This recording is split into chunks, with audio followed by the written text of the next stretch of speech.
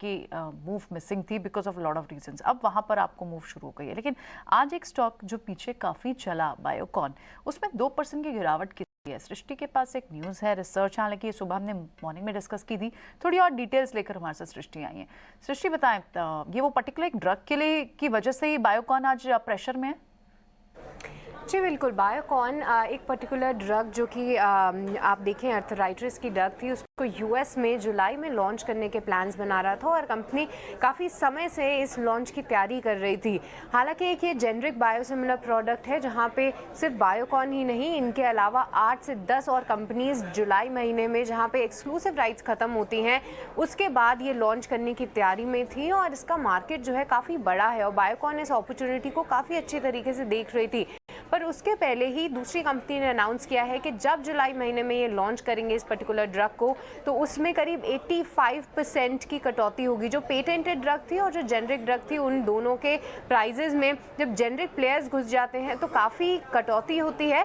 पर इसका एक इम्पैक्ट अब बायोकॉन के शेयर प्राइस इसलिए देख रहे हैं क्योंकि एनालिस्ट उम्मीद कर रहे थे कि जो प्राइस डिफरेंस होगा वो कहीं ना कहीं आप देखें तो 45 से 50% के बीच में होगा। पर इसके पहले ही अगर हम देखें दूसरा बड़ा प्लेयर जो कि कोरस बायोसाइंसेज है, उसने हुमेरा के लॉन्च में 85% का प्राइस कट ऑलरेडी अनाउंस कर दिया है, जो कि बायोकॉन के लिए पॉजिटिव खबर इसलिए नहीं है क्योंकि एनालिस्ट इस पर्टिकुलर अपॉर्चुनिटी को बहुत अच्छी तरीके से देख रहे थे और FY24 में उनका मानना था कि $100 मिलियन तक ये पर्टिकुलर ड्रग बायोकॉन के फाइनेंशियल्स में सपोर्ट कर सकती है और फिर वित्तीय वर्ष 25 में जाके अगर हम देखें तो $250 मिलियन का उनका उम्मीद थी। तो इस प्राइस कट के बाद हो सकता है बायोकॉन को भी कुछ प्राइस कट्स लेने पड़े, कम कीमत पे ये दवा लॉन्च करनी पड़े यूएस में, और जिसके चलते जितने भी एस्टिमेट्स हैं वो हिलते हुए नजर आएंगे, उनमें एक करेक्शन आते हुए हम देख सकते हैं। तो ये बड़ी खबर के चलते आज हम देख रहे हैं बायोकॉन सुबह से ही आज नेगेटिव टेरिटरी में ट्रेड कर रहा है।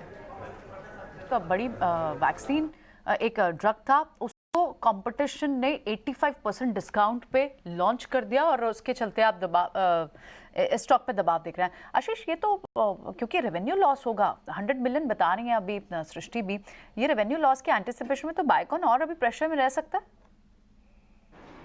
बिल्कुल, इनफैक्ट यदि स्टॉक पे नज़र डालें तो ओवरऑल 200 से 240 बड़े धीरे धीरे करके स्टॉक गया, but grossly under performer stock रहा है। और जैसा ये एक नया डेवलपमेंट आया है तो मुझे लगता है कि बिल्कुल एक नेगेटिव है बायोकॉन जैसी कंपनी के लिए। और जहाँ तक परफॉर्मेंस की बात भी करें तो कोई बहुत ज़्यादा एनकरेजिंग परफॉर्मेंस हमें बायोकॉन से रिजल्ट वाइज भी कोई बहुत ज़्यादा देखने को नहीं मिला है। ज़्यादा से ज़्यादा इसके कंपेरिजन में सिंजीन जो उनकी सब्सिडरी है, जहाँ पर उनकी 54% हिस्सेदारी है, वहाँ पर ज़्यादा अच्छा परफॉर्मेंस है क्योंकि R&D बिजनेस अच्छा कर रहा है कंपेयर टू जो फॉर्मुलेशन बिजनेस जो बायोकॉन का है। तो मेरी स्टॉक पर सेल करने की सलाह है और मेरा मानना है कि जो फार्मास्यूटिकल सेक्टर में जो अंडर परफॉर्मेंस बायोकॉन का रहा है वो आगे भी जारी रहेगा। ओके, ठीक है। काफ़ी सारे स्टॉक्स जहां पे अच्छी बुरी खबरें सवारी हैं वो हम आपके सामने रख रहे हैं। ग्लोबल स्पिरिट्स थोड़ी देर पहले मैंने आपको बताया सडन स्पाइक के साथ वो 1110 भी पहुंच गया है। ज़रूर ध्यान रखिएगा इन सभी